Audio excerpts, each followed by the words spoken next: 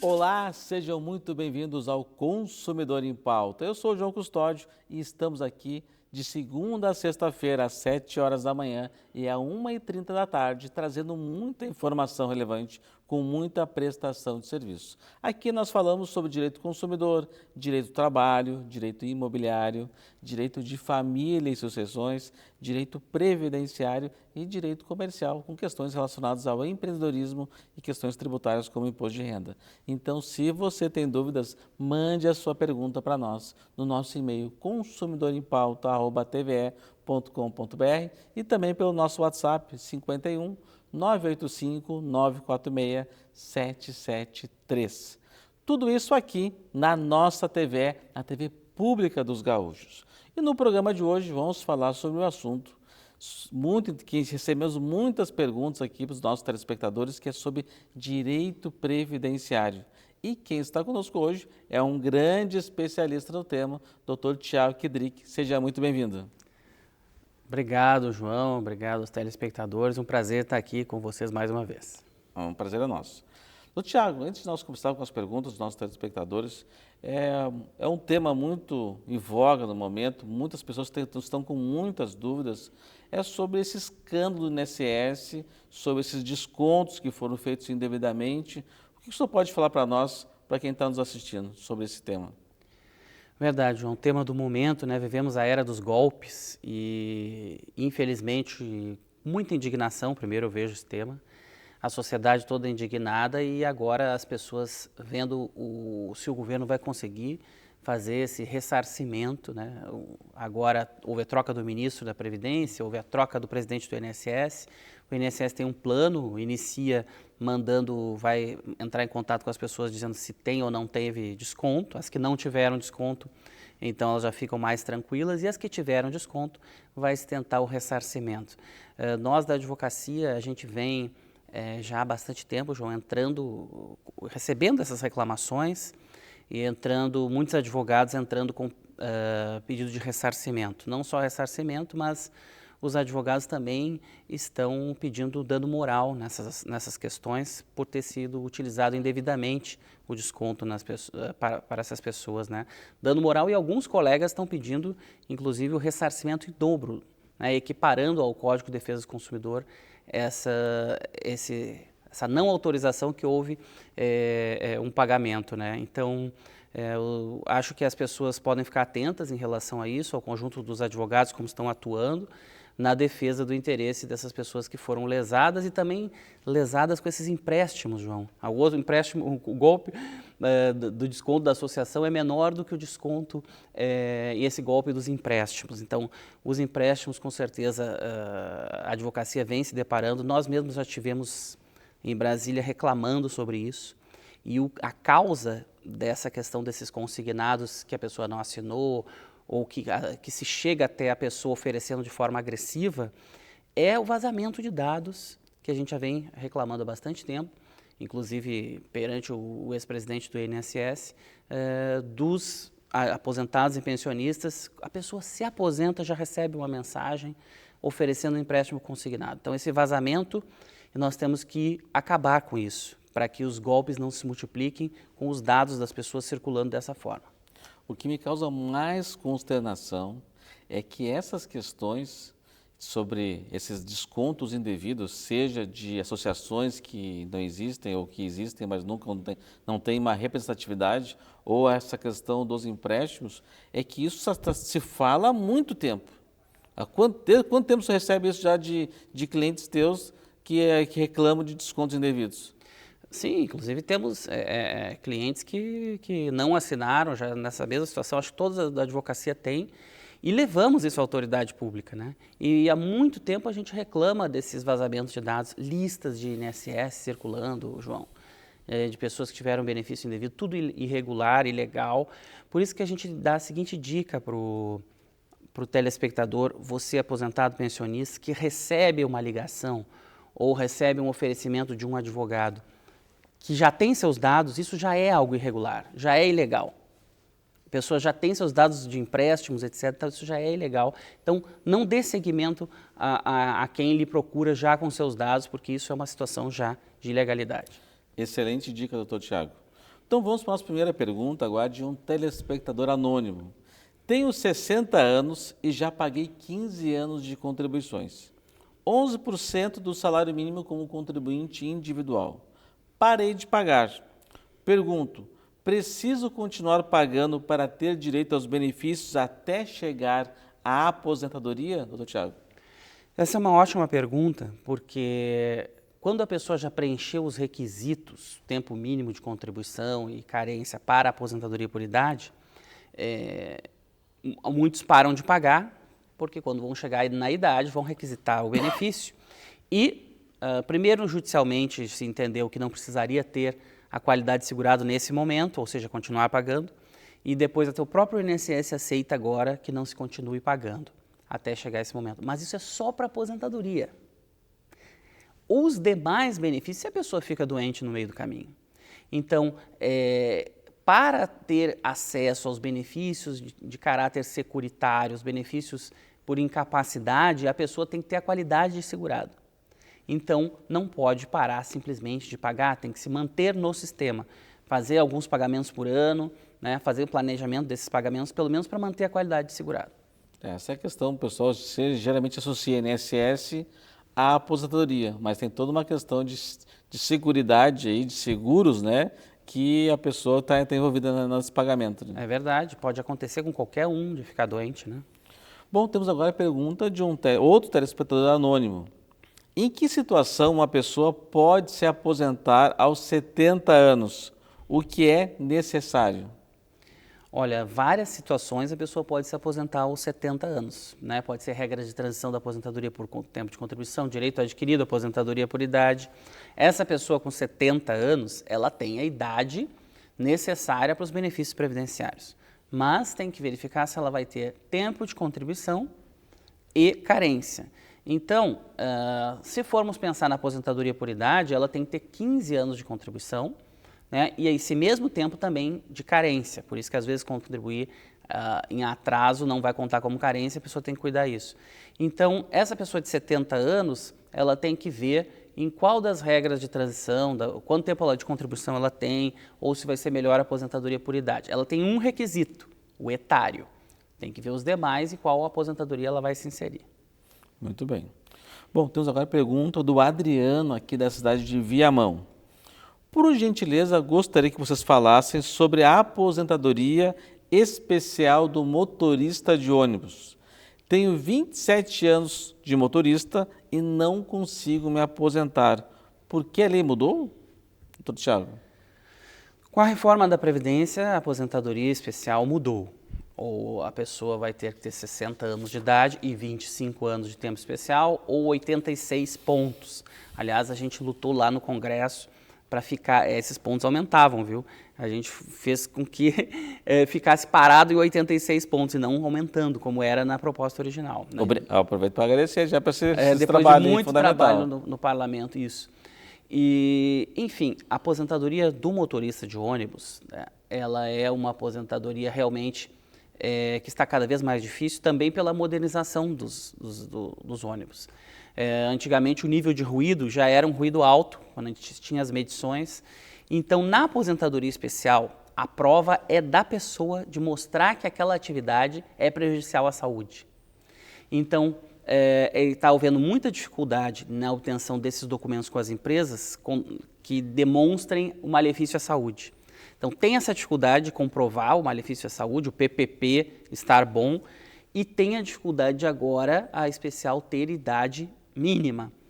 E, além disso, João, se a gente for converter o tempo, conseguir provar que um tempo lá na empresa de ônibus foi especial e tentar transformar para comum por 1.4, só podemos fazer isso até novembro de 2019, porque a reforma também cortou a conversão a partir de 2019. Então, ficou mais difícil realmente, então, essa questão da... Realmente, antigamente os ônibus, o ruído era muito grande, né, na frente, ficava aquele motor na frente ali, hoje já tem os novos, pelo menos, estão bem melhores, né? Bom, temos aqui a pergunta de uma telespectadora anônima. Ela fez uma pergunta um pouquinho maior aqui, mas vou tentar ler aqui.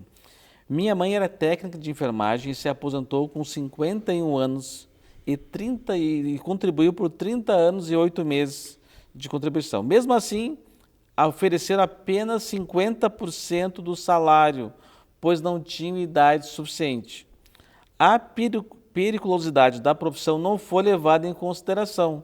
Ela ganha em torno de R$ 1.600. Acontece que no ano passado ela teve um AVC isquêmico e ficou com sequela no braço e na perna, cujos custos médicos aumentaram muito.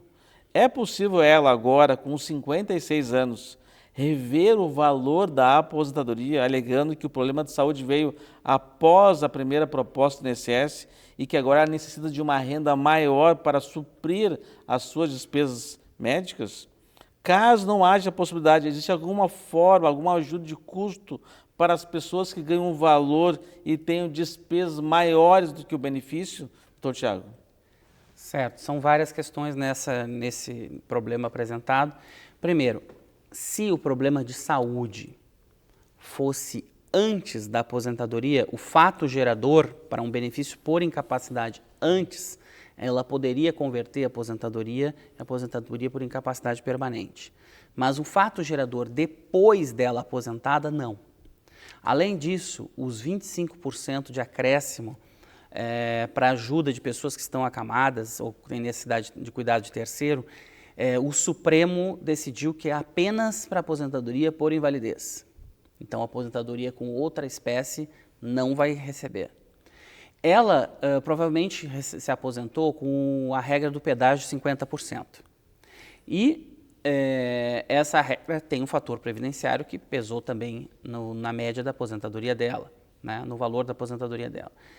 Se não foi considerado nenhum tempo especial, se ela trabalhou com atividade insalubre, como é o referido, ela tem que pegar o PPP nos hospitais que trabalhou e ela tem possibilidade, se não for considerado, de fazer uma revisão desse benefício, né, computando, vendo se ela fechou o tempo especial antes da reforma, e teria que fazer uma análise por um advogado, ou mesmo convertendo o tempo antes da reforma, para melhorar um pouco o valor da aposentadoria dela.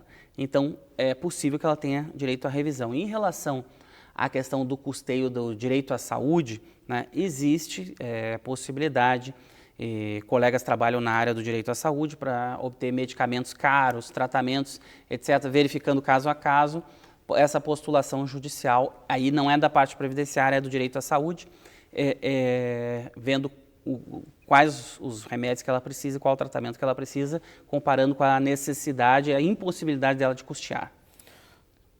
Ótimos esclarecimentos daqui, mas vamos ter que fazer um breve intervalo. É bem rapidinho, já voltamos.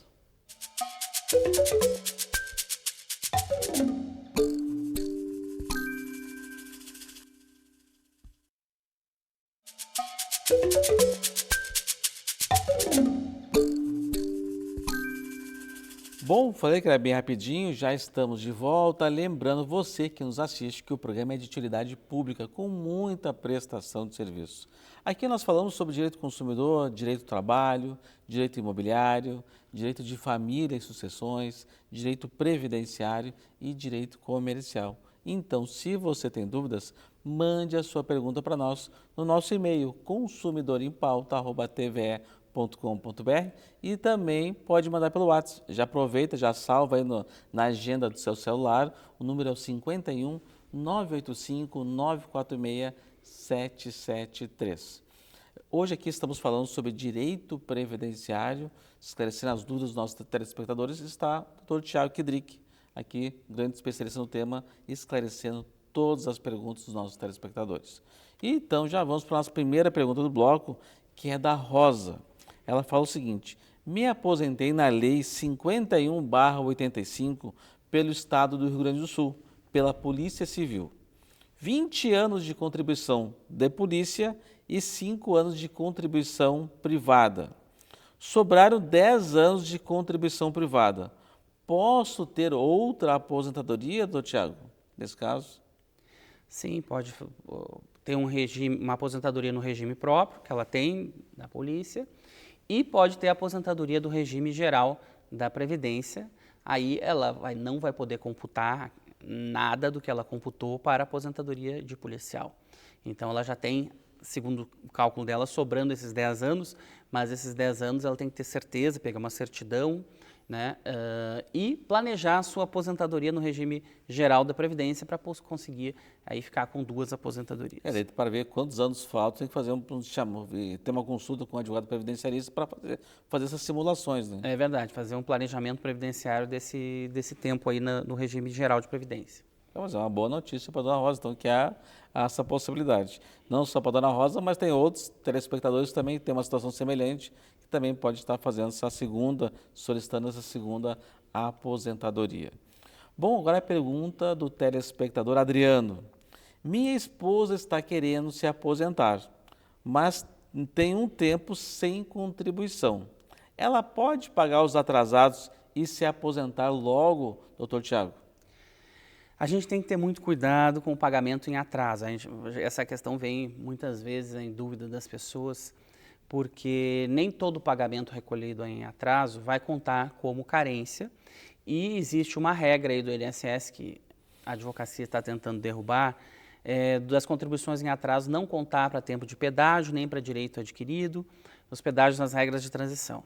Então existe esse conflito em relação a essa parte das contribuições em atraso, mas é certo que quando é feito e a pessoa não tem a condição de segurado, naquele momento, naquele pagamento, não vai entrar como carência.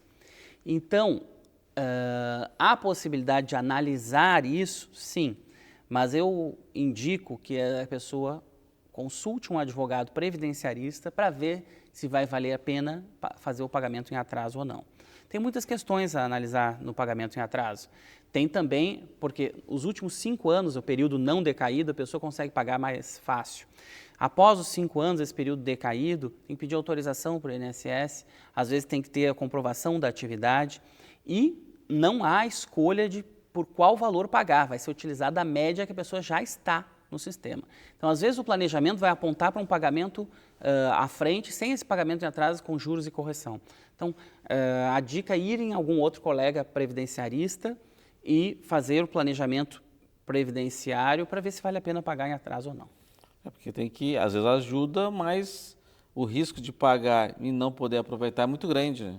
É verdade, tem muitos riscos, muitos. Aí aquele contribuinte que paga assim de forma espontânea lá a contribuição que paga todo mês, ele também poderia se pagar atrasado nesse caso? Ou somente... Nesse caso, os prazos são reduzidos em relação ao facultativo, né? É pior ainda, então tem que planejar mais ainda.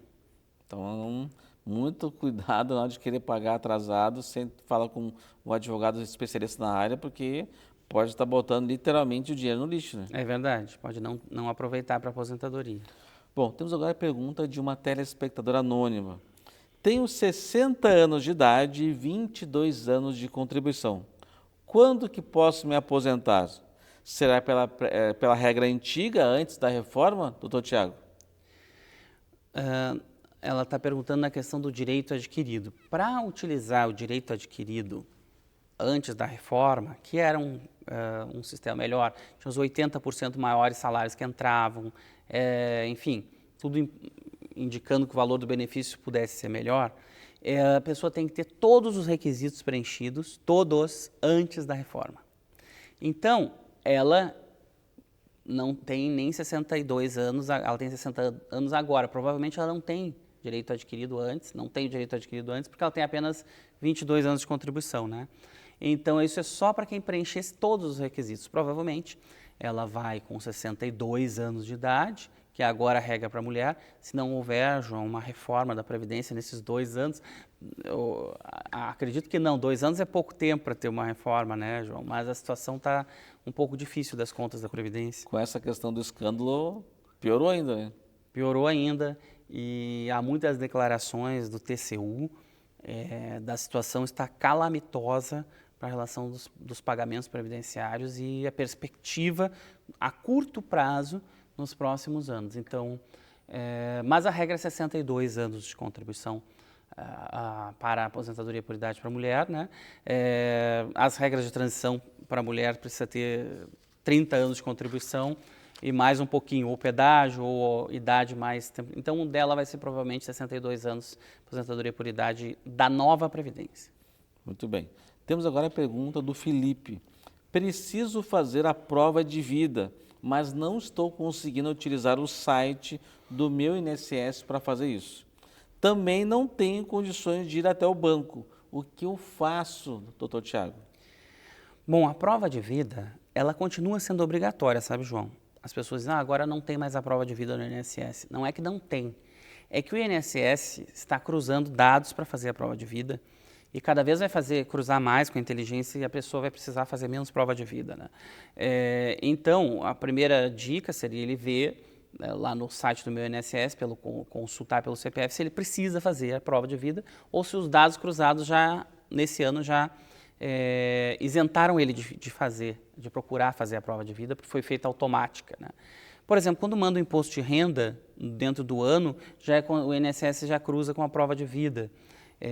Quando faz o consignado, o INSS já está computando como prova de vida. Então tem que fazer primeiro essa consulta, e aí não sei porque que ele não está conseguindo entrar no meu INSS dele, mas ele pode constituir um procurador para ir numa agência do INSS, se lá for necessário que ele faça, não tenha cruzamento de dados, constitui um procurador, né, uma procuração, o cartório pode mandar alguém na sua casa, colher a procuração se o senhor está acamado, e aí essa pessoa vai na agência do INSS. Muito bem, essa questão tem um serviço dos cartórios que a gente acaba esquecendo que eles vão até... Claro, eles cobram uma taxa de deslocamento, Isso. mas eles vão até você para fazer essa procuração, essa assinatura, né? E último caso, por se não der nenhuma das outras medidas, né, às vezes até pelo banco a pessoa também consegue acessar. Bom, temos agora a pergunta de um telespectador anônimo. Após uma fratura, uma das minhas pernas ficou mais curta do que a outra. Estou em auxílio-doença faz 1 ano e ele termina agora em junho. Tenho direito a algum benefício sem ser o auxílio-doença, doutor Tiago? Olha, o auxílio-doença, né, o auxílio por incapacidade temporária, ele é devido para a pessoa que não tem a condição de trabalhar por um período.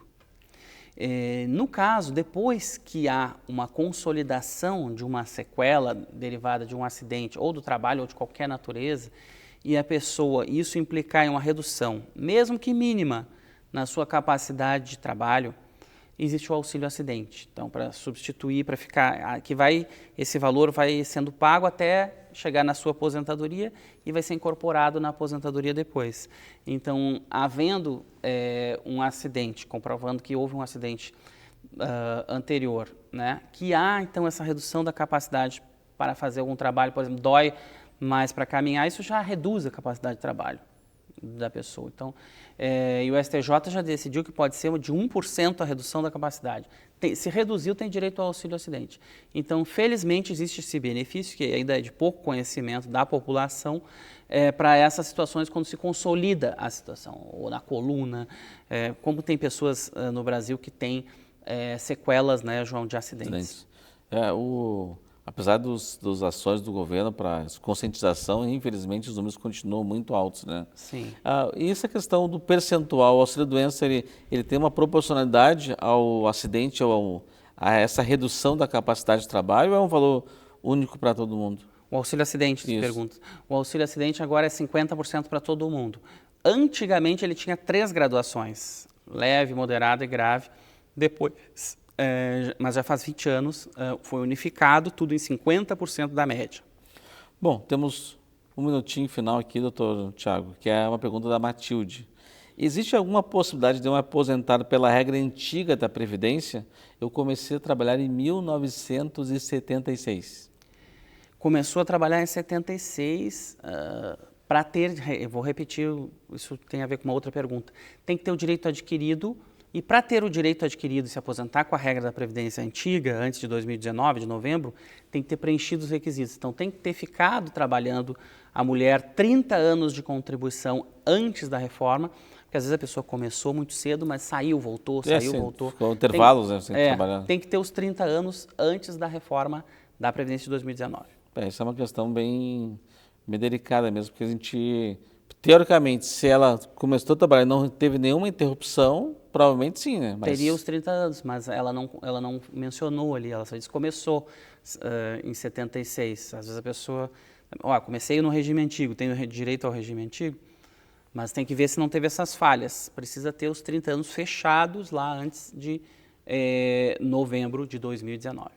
É porque é muito comum a pessoa, às vezes tem um caso de uma mulher, pode ter um filho, né, se dedicou 2 anos para ficar com o filho até começar na escolinha, às vezes quando é possível, né, o casal tem condições de fazer isso, então às vezes acaba, ou até mesmo uma questão de um período sabático, né, ou até mesmo uma dificuldade de se recolocar no mercado por um período, ou está concluindo um curso, e a pessoa pode ficar fora do mercado por um período. Né? As mulheres, inclusive quando teve a discussão da reforma da Previdência, no início eles queriam uma idade igual para homens e mulheres. E nós levamos um relatório comprovando as dificuldades da maternidade das mulheres e se conseguiu essa distinção entre a idade dos homens e das mulheres, porque as mulheres fazem essa renúncia pelos filhos e isso é uma regra no país. Doutor Tiago, muito obrigado pelos ótimos esclarecimentos. Também agradecer a nossa qualificada audiência e desejar um ótimo final de semana. Tchau, tchau.